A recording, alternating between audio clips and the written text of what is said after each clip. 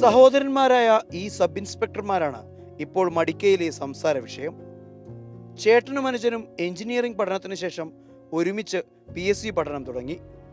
ഒരുമിച്ച് റാങ്ക് ലിസ്റ്റിൽ വരികയും തൃശൂർ പോലീസ് അക്കാദമിയിൽ പരിശീലനം പൂർത്തിയാക്കി പാസിംഗ് ഔട്ട് പരേഡിൽ പങ്കെടുക്കുകയും ചെയ്തു. ഒരേ ലിസ്റ്റിൽ, ഒരേ പ്ലറ്റൂണിൽ, ഒരേ കമ്പനിയിൽ ട്രെയിനിങ് ചെയ്യാന്ന് വെച്ചാൽ അത് അപൂർവമാണ്. അവിടുത്തെ സാറന്മാരും നമ്മളെ കൂടെയുള്ള ബാച്ചും എല്ലാവർക്കും ഒരു കൗതുകത്തോടെയാണ് നോക്കിക്കാണുന്നത്. ആദ്യം നമ്മളെ പേര് വിളിക്കുകയാണെങ്കിൽ എവിടെ നാട്? കാസർഗോഡ്. രണ്ടാമത് ഒരു കാസർഗോഡ് വരുമ്പോൾ കാസർഗോഡ് ആൾക്കാർ കുറവാണ് പൊതുവെ. അപ്പോൾ ചോദിക്കും അടുത്തുള്ളവരാണ്, അപ്പോൾ ഏട്ടനാണെന്ന് പറയുമ്പോൾ ആൾക്കാർക്ക് ഭയങ്കര അതിശയമാണ്. ചേട്ടനോടൊപ്പം ഒന്നിച്ച് ട്രെയിനിങ് പൂർത്തിയാക്കാനും പഠനം നടത്താനും കഴിഞ്ഞത് രസകരമായ അനുഭവമായിരുന്നുവെന്ന് അജയും പറയുന്നു. ഞാൻ ഇവനും ആകെ ഒരു ഹിന്ദി ട്യൂഷൻ ക്ലാസ്സിനെ മറ്റേ ഒരുമിച്ചിരുന്നിട്ടുള്ളൂ. അതിനുശേഷം ഇപ്പോഴാണ് ആദ്യമായിട്ട് ഒരുമിച്ച് ഒരേ ക്ലാസ്സിലേക്ക് ഇരിക്കുക എന്ന് വെച്ചാൽ, ഒരുമിച്ച് PT ഒക്കെ ചെയ്യുക വെച്ചാൽ.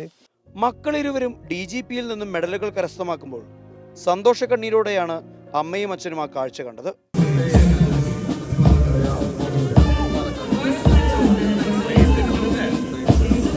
അവിടെ എത്തുമ്പോൾ എൻ്റെ രോമം ഇങ്ങനെ പൊങ്ങിയിരുന്നു. രണ്ടുപേരും ഇങ്ങനെ വരുമ്പോൾ രോമൊക്കെ ഇവിടെ ഇങ്ങനെ തരുന്ന രീതിയാണ് എനിക്ക് അനുഭവം ഉണ്ടായത്. സന്തോഷം കൊണ്ട് ഞാൻ കരഞ്ഞതാണ്. തെരഞ്ഞെടുപ്പ് സമയത്ത് അക്ഷയും അജയും കാസർഗോഡ് ബേക്കൽ പോലീസ് ഡിവിഷനുകളിലായി ജോലി ചെയ്തിരുന്നു. ഇനി തങ്ങൾക്ക് നിയമനം ലഭിച്ച എറണാകുളത്തേക്ക് വണ്ടി കയറാനുള്ള തയ്യാറെടുപ്പിലാണ് ഇരുവരും.